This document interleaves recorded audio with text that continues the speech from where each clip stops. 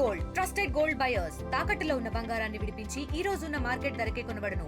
మరిన్ని వివరాలకు సంప్రదించండి 77107720. రాష్ట్ర వ్యాప్తంగా ఎండలు దంచి కొడుతున్నాయి. సాధారణ కంటే 2 నుంచి 3 డిగ్రీలు అధికంగా ఉష్ణోగ్రతలు నమోదవుతున్నాయి. ఫిబ్రవరి మొదటి వారం నుంచే ఈ విధంగా కొనసాగుతుంటే మార్చి నెలలో ఏ విధంగా ఉంటాయి అంటూ కూడా అందరూ ఒక భయాందోళనకు గురవుతున్నారు. అసలుకి ఈ విధంగా ఉష్ణోగ్రతలు నమోదవడానికి గల కారణాలు ఏంటి? మనతో మాట్లాడడానికి ఐఎండీ ఆఫీసర్ శ్రీనివాస్ గారు ఉన్నారు, వారితో మాట్లాడదాం. సార్, మనం ఇంకా పూర్తిగా వేసవిలోకి అడుగు పెట్టలేదు. ప్రస్తుతం అయితే వింటర్లోనే ఈ స్థాయిలో ఉష్ణోగ్రతలు ఉండడానికి గల కారణాలు ఏంటి? వింటర్లో ఇప్పుడు మనకి ఫిబ్రవరి మార్చి నెలలో శీతాకాలం నుంచి వేసవి కాలానికి మారే ట్రాన్సిషన్ మంత్స్ అండి. ఈ ట్రాన్సిషన్ మంత్స్లో ఏంటంటే మనకి ఎర్లీ మార్నింగ్ టెంపరేచర్స్ వచ్చి 15 నుంచి 18 డిగ్రీలు కనిష్ట ఉష్ణోగ్రత నమోదవుతూ ఉంటుంది. అయితే మన శరీర నార్మల్ ఉష్ణోగ్రత సాధారణంగా 37 డిగ్రీలు సెంటిగ్రేడ్లో చూసినట్టయితే, అయితే ఎర్లీ మార్నింగ్ మనకి 15 నుంచి 18 డిగ్రీలు అంటే మన శరీర ఉష్ణోగ్రత నుంచి సుమారు 20 డిగ్రీల కిందకి వెళ్ళిపోవడం వల్ల మనం ఒక చల్లని అనుభూతిలో ఉంటాం. అయితే శీతాకాలంలో మనకి మబ్బులు ఎక్కువగా ఉండవు.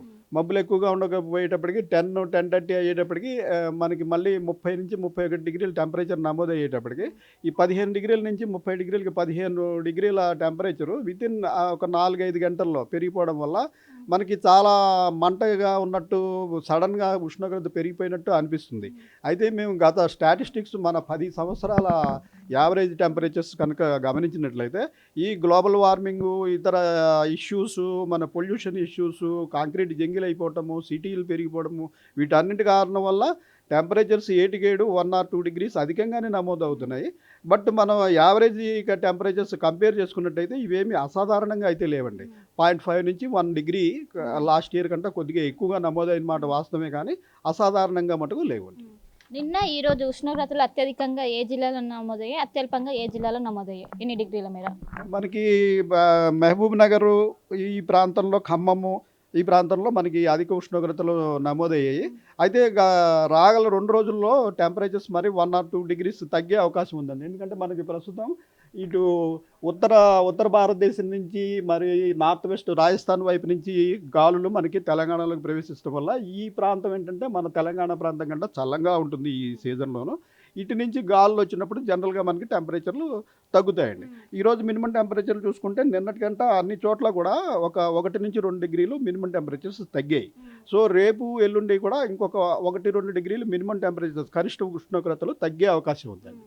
ఏమైనా హీట్ వేవ్స్ ఏమైనా ఉండే అవకాశం ఉందా? ఏమైనా అలర్ట్ సూట్లు ఏమైనా ఉన్నాయా సార్?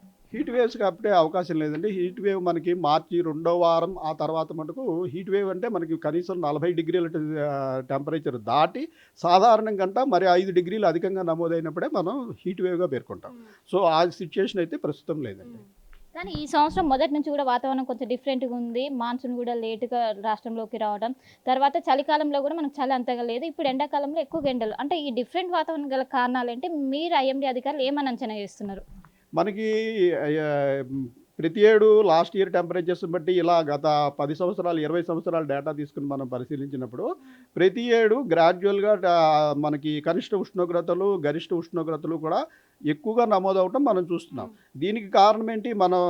మన కాంక్రీట్ జంగిల్లాగా సిటీస్ పెరిగిపోవడము, మరి అడవుల సంఖ్య తగ్గిపోవడము, ఓపెన్ స్పేసెస్ తగ్గిపోవడము, ఈ global warming, ఇండస్ట్రియలైజేషను, pollution, vehicular traffic పెరిగిపోవడం, వీటిని మనం తగ్గించుకోనంత వరకు వీటిని మనం అరగట్టలేమండి. మనం టెంపరీగా ఉపశమనాలకి ట్రై చేస్తున్నాం, ఎయిర్ కండిషన్లు కొనుక్కుంటున్నాం, అది చేస్తున్నాం కాదు తప్పించి మనం శాశ్వత పరిష్కారం వైపు మనం అడుగు వేయనంత వరకు ఈ టెంపరేచర్లో ఇలా గ్రాడ్యువల్గా పెరిగే అవకాశమే ఉంది. అది ప్రధాన కారణం. రాత్రిపూట ఉష్ణోగ్రతలు ఏ విధంగా నమోదవుతున్నాయి? జిహెచ్ఎంసీ పరిధిలో ఉష్ణోగ్రతలు ఓవరాల్గా ఏ విధంగా ఉన్నాయి హైయెస్ట్గా? రాత్రిపూట ఉష్ణోగ్రతలు మనకి సుమారు 15 డిగ్రీల నుంచి 18 డిగ్రీల మధ్యలో నమోదవుతున్నాయండి. 20 డిగ్రీల వరకు కూడా కొన్ని ప్రాంతాల్లో నమోదవుతున్నాయి. మనకి హైదరాబాద్లో గత ఎస్టర్డే టెంపరేచరు 19.9 డిగ్రీస్, అంటే అరౌండ్ 20 డిగ్రీల టెంపరేచర్ ఉంది.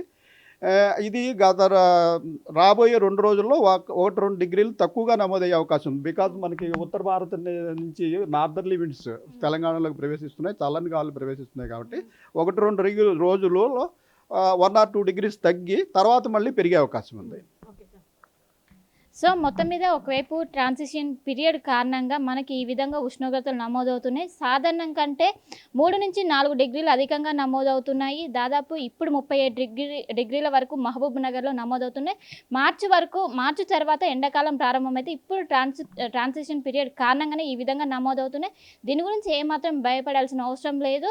మొత్తం రాత్రిపూట 20 డిగ్రీల మేర ఉష్ణోగ్రతలు నమోదవుతున్నాయి.